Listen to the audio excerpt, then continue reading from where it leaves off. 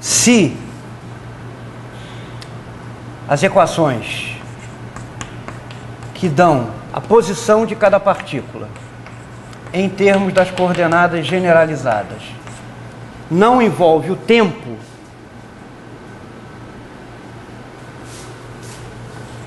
ou seja, se não há dependência explícita nessas equações que determinam o vetor posição de cada partícula em termos das coordenadas generalizadas, então essa quantidade H é igual a T mais V, ou seja, é a energia total.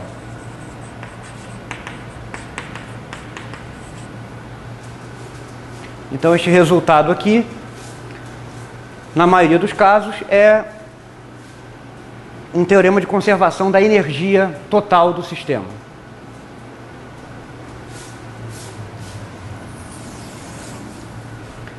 Mas, em geral, um resultado absolutamente geral é que, se a lagrangiana não depende explicitamente do tempo, então esta quantidade H, definida desta maneira, é constante de movimento e conhecida como integral de Jacobi.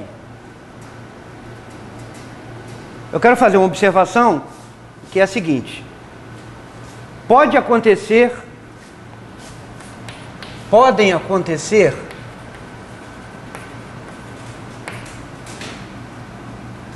as seguintes situações. 1. H ser constante de movimento, mas não ser a energia.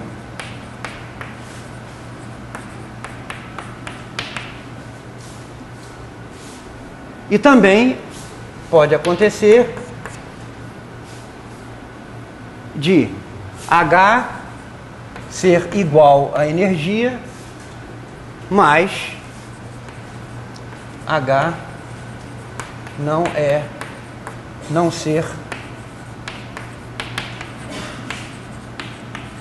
constante de movimento. Já estou pensando adiante. As condições que garantem que essa quantidade H, né, é igual à energia total são independentes das condições que levam à conservação da quantidade H.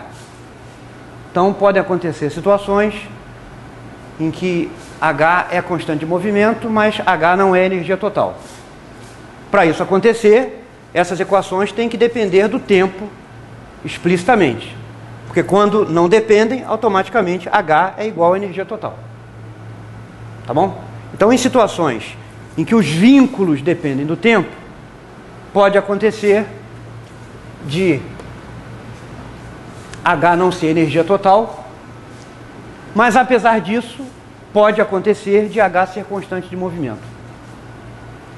E a situação oposta também pode ocorrer.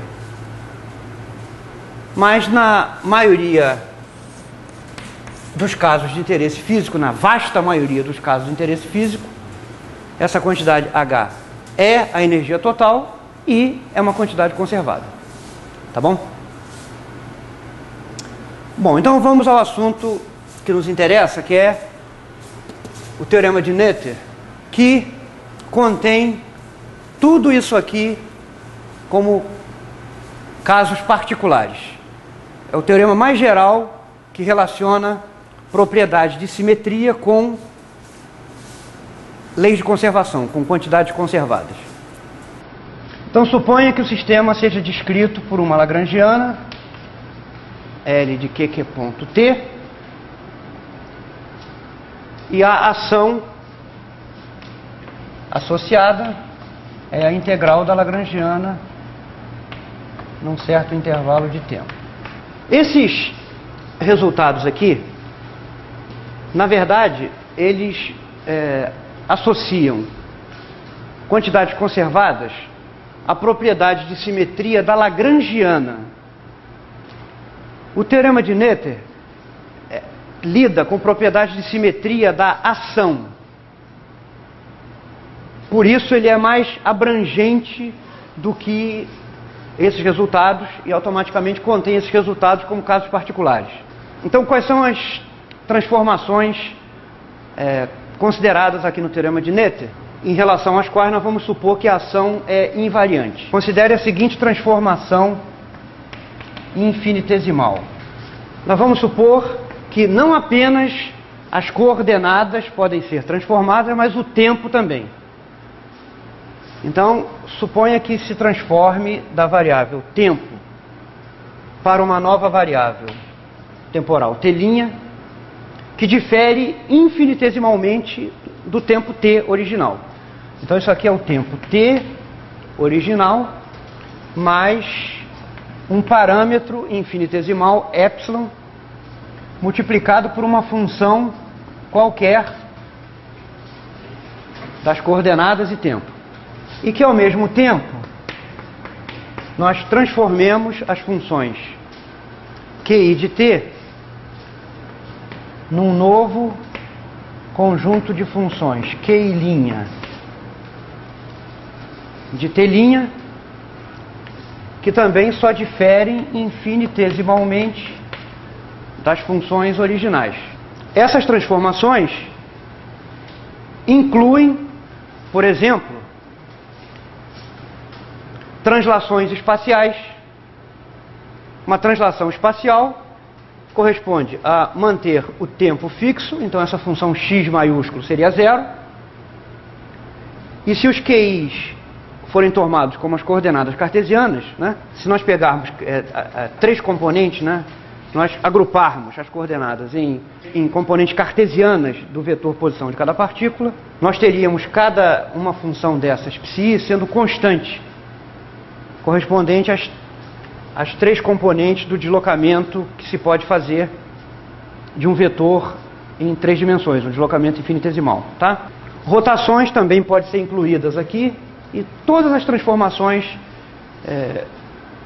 consideradas anteriormente se incluem nessa classe de transformações, que é mais abrangente por causa dessa liberdade total de escolha dessas funções x e psi.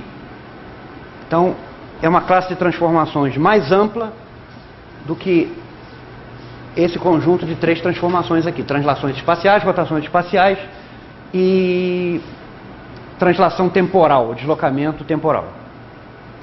O teorema de Noether afirma o seguinte: suponha que a ação seja invariante, ela não mude sob essa transformação. Se a ação não mudar, então há uma quantidade conservada associada a essa invariância da ação sob a transformação considerada.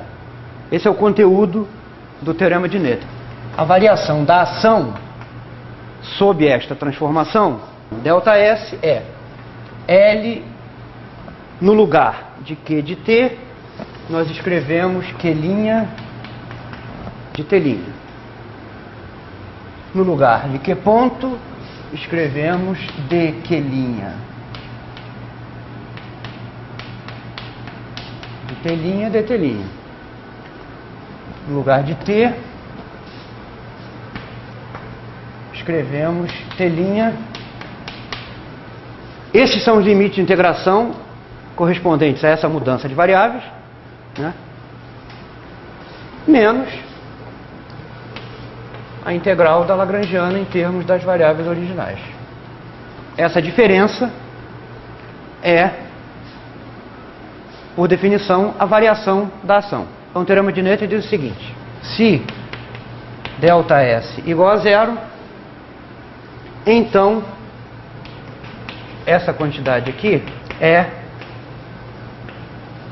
conservada ou é constante de movimento.